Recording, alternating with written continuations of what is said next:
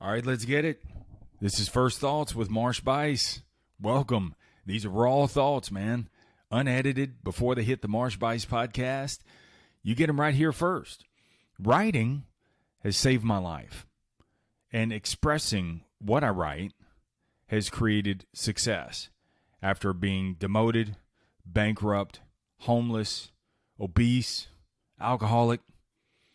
Tough times. But it's the expression through the writing. It's writing every single day. That way I can think clearer, react better, think quicker, more concise, and then expressing that through writing. I happen to do it through a podcast, through a microphone, but you may want to do it just through the written word, or you may want to do it on a canvas, whatever works for you. But that writing, I can't stress this enough, make it a challenge every single day to write. So these are first thoughts. This is what I write, hot off the press, come to you, just finished it, 2 minutes ago. So here you go. It's all yours. And the title of it today is Thinking in Opposites. When you're winning, look for the losses. And when you're losing, look for the wins. This is what's going to, when you think in opposites, this is what's going to beat complacency or get you out of a rut. It's important to note to not think in the same direction of your current results. When you're winning and you keep thinking wins, you get complacent because you stop challenging. You stop pushing the edge a little bit.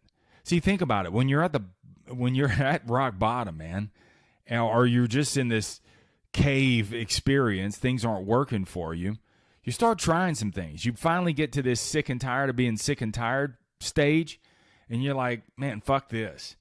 And then you start getting after it, and you start trying some things, and all of a sudden the worm turns for you. But when you're winning, if you're thinking in the same direction of that, then what happens is you start to kind of believe your own hype. You start thinking that the wins are going to go on forever. And you stop doing a little bit less. You lose your hunger. You lose your ferocity a little bit. You tend to think that you're the godsend, that people are worth your time now. In doing that, this is what causes you to start leaking momentum. And it's a pinhole of a leak. That's what's so elusive about momentum. It's a pinhole of a leak. Psst. It's so subtle you don't even notice it. But remember, eventually and ultimately are two words that will cause your success or cause your demise. So when you stop challenging, when you're winning and you stop challenging and you lose that hunger, that aggression, that pinhole, slowly leaking out. You're leaking the momentum. And eventually, your results are deflated. So to keep that momentum rolling, when you're winning, I want you to look for the losses. Meaning that even though you got away with it, even though you made a sale, even though you gave the presentation and to a standing ovation, even though you got the results that you wanted, look for areas that you could have improved on. What are some of those areas that, nobody noticed, but I know?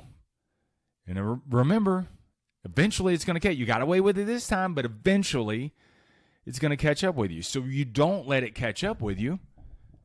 It's a simple way, man, to keep your momentum going. It takes some maturity because when you're winning, there's not much to learn from that. And you're doing an about face. You're doing opposite of what everybody else is doing. And you're literally turning and looking for the losses. You're looking for areas that you could improve on.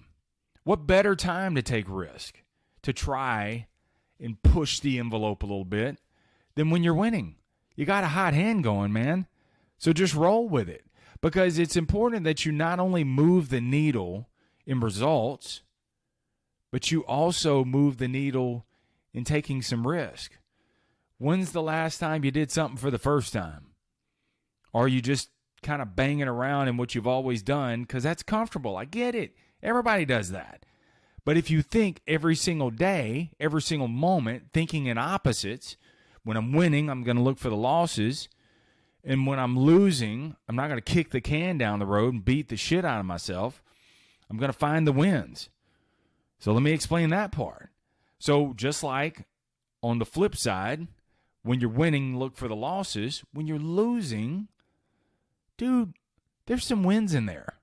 I have salespeople that come up to me and I say, bro, you did a good job. You're like, Marsh, I didn't make the sale. And I said, yeah, but there were some wins.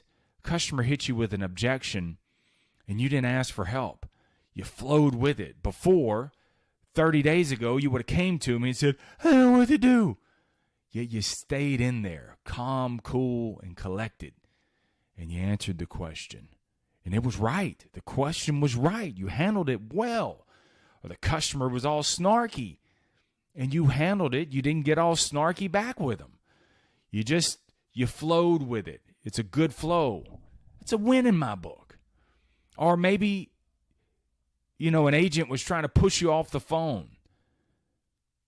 And even though you didn't get the result that you wanted, you're able to keep the agent on the phone a little bit longer, get a few more questions answered.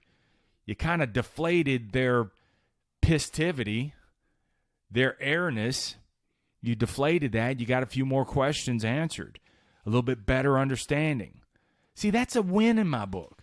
So just because you didn't get the result that you wanted,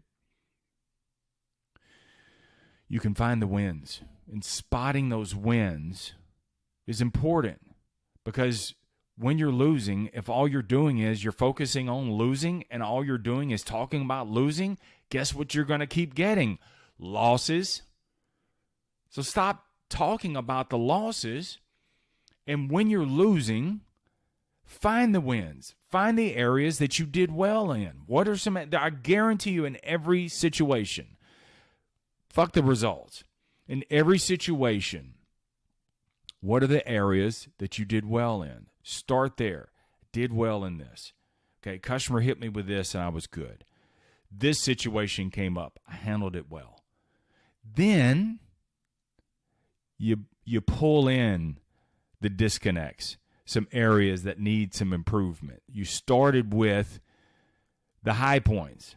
Now you're going to bring in the areas that were disconnects. And what's important on both sides, when you're winning, look for the losses. When you're losing, look for the wins.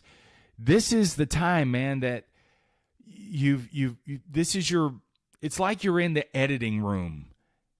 And so this is the moment when you're looking for the losses when you're winning, and when you're looking for the wins when you're losing. These are the tiny edits, man. You play this back over and you spot the opposition, you splice into it, and you rework these things out. You replay it, you rehearse it, so that way you're ready for the next situation. That's the way that you get ahead, is that you subconsciously work these things through, and sometimes you even act them out. Dude, I'll do it in the truck, going home. I'll do it walking across the lot. I'll do it when I'm running. Whatever. I act out these different situations, even verbally, physically, but I'll do this so that way I have the mechanics down, I have the verbiage down, so when that situation comes back up, even if that situation is a year from now, damn it, I'm ready. Because I've been rehearsing this. Because I think in opposites. I don't just believe the hype, and I don't believe that I'm going to drown forever either. Everything changes. If you know everything changes, then be ready for the change. And the way that you're ready for change is by thinking in opposites. When you're winning, look for the losses. When you're losing, look for the wins. They're everywhere. All right? Let's get it. If you want more content like this, jump over to the Marsh Buice podcast. You are privileged because you get content before it hits the editing room of the Marsh Buice podcast. These are raw thoughts expressed in my writings, hot off the press, and you get it first. All right? Hope this helps. Let me know if I can help you. Please share and subscribe to the show. Leave your comments too, man. Love to hear from you on that. All right, with that, keep it simple, keep it moving, never settle, stay tough.